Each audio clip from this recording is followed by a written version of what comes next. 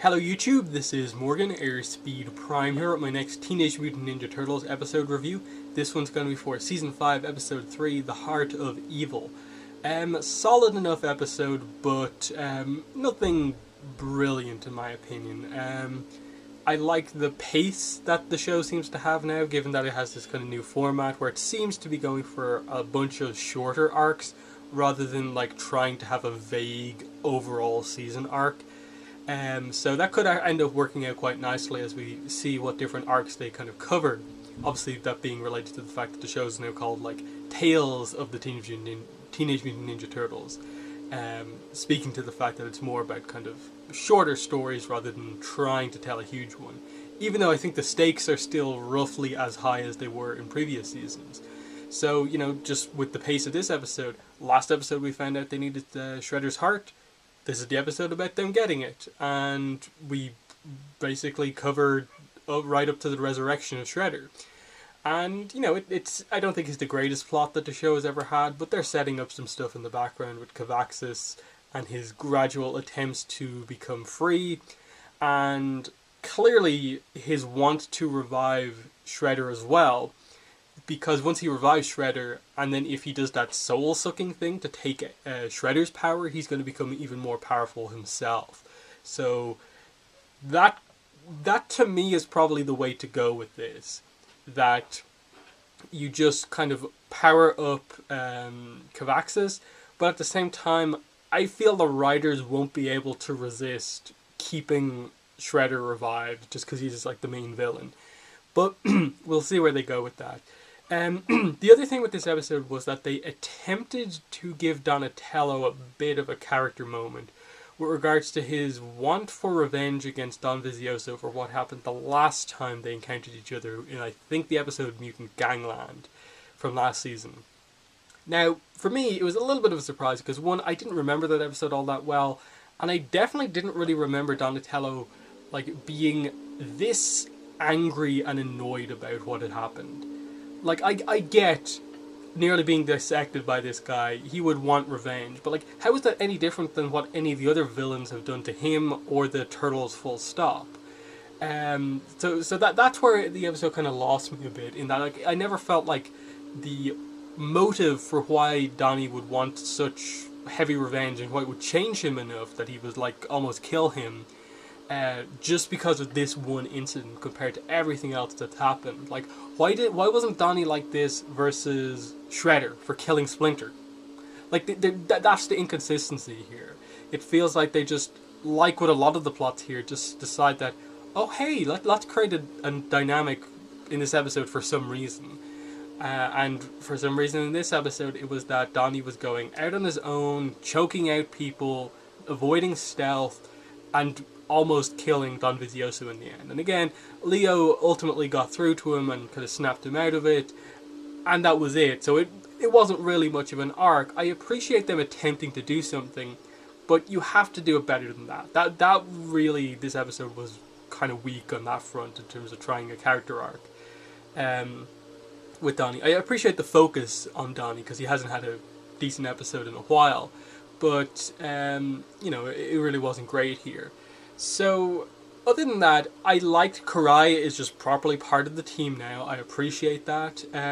Seeing her and April kind of team up at the start of this episode and the different teams that they had.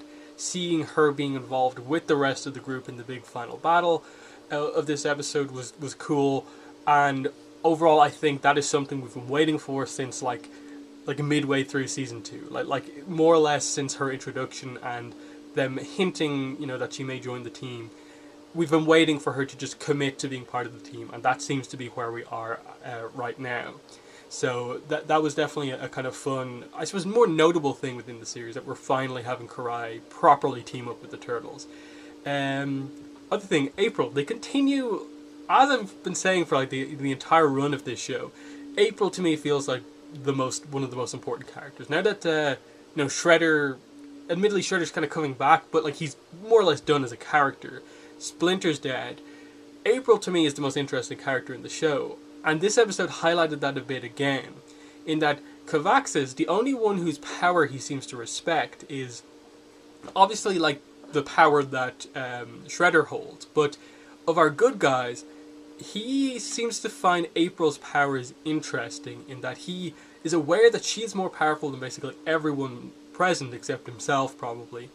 But notes that she doesn't have like the knowledge to properly use her powers.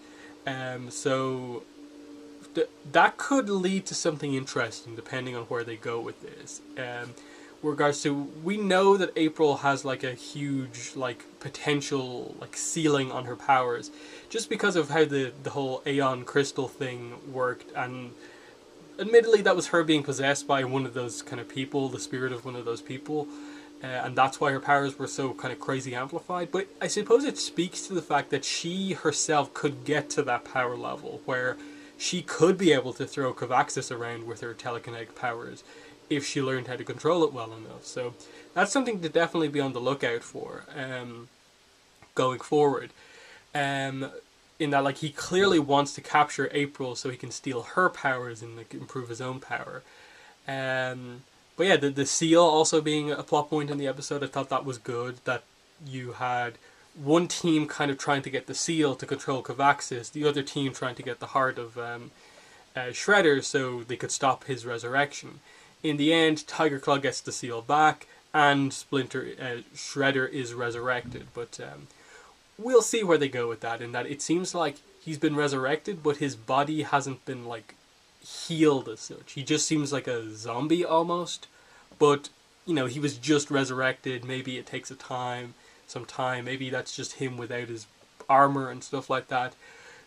I assume there'll be somewhat of a different design for Shredder when we see him in the next episode, I assume. But I'm intrigued to see where they go with this, and that they just killed him off. Are they going to fully bring him back? Or just, as I maybe suspect, Cavaxis brings him back, he immediately sucks his power out, and it's just using kind of Shredder as a kind of plot device to make Cavaxis more powerful. Potentially powerful enough that the seal doesn't control him anymore. I'm thinking that might be a plot point. But yeah, so I enjoyed the episode. The show is definitely struggling to fully just hit home and fully like really capture me with big arcs. In that, I'm excited to see how they resolve this arc, but I'm more like, give me some character stuff. That's what I really, really, really want. We have, 16 episodes left after this, or 17 episodes to go. I want character stuff before we get to the end of the season. I want notable character moments with most of our characters before we get to the end of the season and the end of the show. As I continue to say, I don't think the Turtles have really had any notable character arcs.